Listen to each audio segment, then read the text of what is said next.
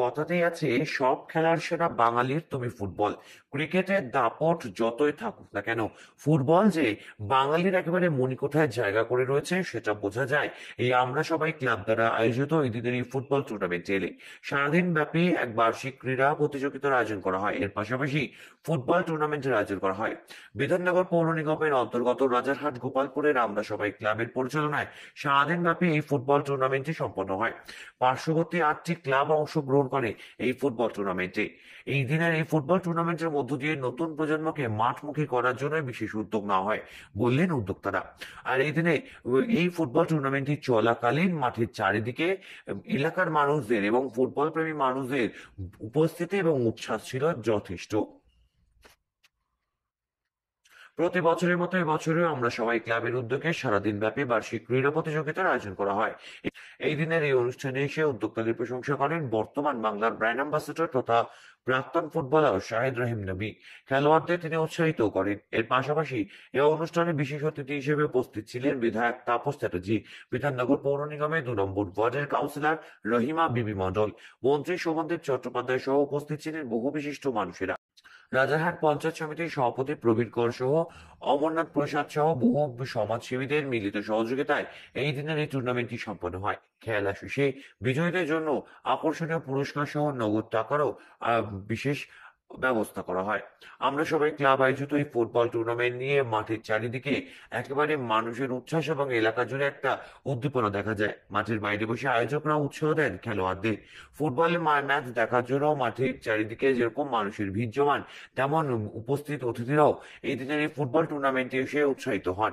Football নিয়ে বাঙালির মনে যে একটা জায়গা রয়েছে সেটার জন্য প্রতি বছর এই একইভাবে ফুটবল টুর্নামেন্টের আয়োজন করে থাকে এই আমরা সবাই ক্লাব। বর্তমানে মাঠে খেলার ঝোঁকটা অনেকটা কমছে, আর তাই জন্যই এমন অবস্থায় অল্প বয়সীদের খেলার মাঠমুখী করার যে উদ্যোগ নিতে আমরা সবাই ক্লাবের পরিচালনায় আয়োজিত এই ফুটবল টুর্নামেন্ট। আর এই ফুটবল টুর্নামেন্টে এসে সকল অতিথিরাও সাধুবাদ জানান ওই গোটা আয়োজনকে। আমরা প্রতি বছর এটা আয়োজন করে থাকি, সে রাম মন্দিরের উদ্ঘাটন হোক আর যেই মন্দিরের উদ্ঘাটন হোক, আমাদের খেলা কিন্তু ঠিক টাইম মাফত ঠিক বছর পর বছর এরকমভাবে চলছে। ভালো সাড়া পাচ্ছে। আর আপনি দেখতে পাচ্ছেন চারিদিকে যে নতুন জন্ম যারা রয়েছে তারাই কিন্তু মাঠটা কানা কানা ভর্তি করে রেখেছে। ধন্যবাদ জানাচ্ছি ক্লাবেরকে। আমরা সবাই ক্লাবের প্রেসিডেন্ট যিনি রয়েছেন, সেক্রেটারি যিনি রয়েছেন, তাদের প্রত্যেককেই আমি আন্তরিক শুভেচ্ছা জানাচ্ছি।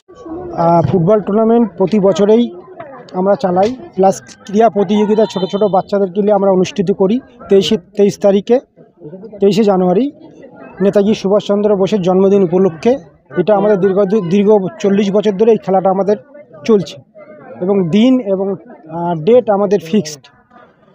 আর আমাদের সবথেকে উদ্দেশ্য হচ্ছে আমরা চাই যেই মাঠে থেকে একটা সময় ইস্টবেঙ্গল মোহনবাগানে প্লেয়ার খেলেছে, আগামী দিনে ফের উঠুক, তার জন্য ফুটবলটাকে আমরা অ্যাড করেছি বিগত 7 বছর ধরে, যাতে মানুষের মধ্যে মানে ছেলেদের যারা উঠতি বয়সী ছেলে, বেশিরভাগ ছেলেদের দেখবেন এখন মোবাইল নিয়ে ব্যস্ত, লেখাপড়ার সঙ্গে সঙ্গে খেলাটা দরকার। আমাদের এখানে সংলগ্ন এলাকা আছে, রামনগর আছে, মতিনগর আছে এবং সমস্ত এলাকার ছেলেরা এই মাঠে খেলছে আজকে। হ্যাঁ, আমরা ধর্মর কাছে, আমরা মানুষ সবার সঙ্গে মিশে আমরা সমাজটাকে আগে নিয়ে যেতে, যার জন্য আমাদের উদ্দেশ্য এটাই। বলবো অমলদা, হ্যাঁ, প্রচুর পরিমাণে আমাদেরকে সহযোগিতা করেছে।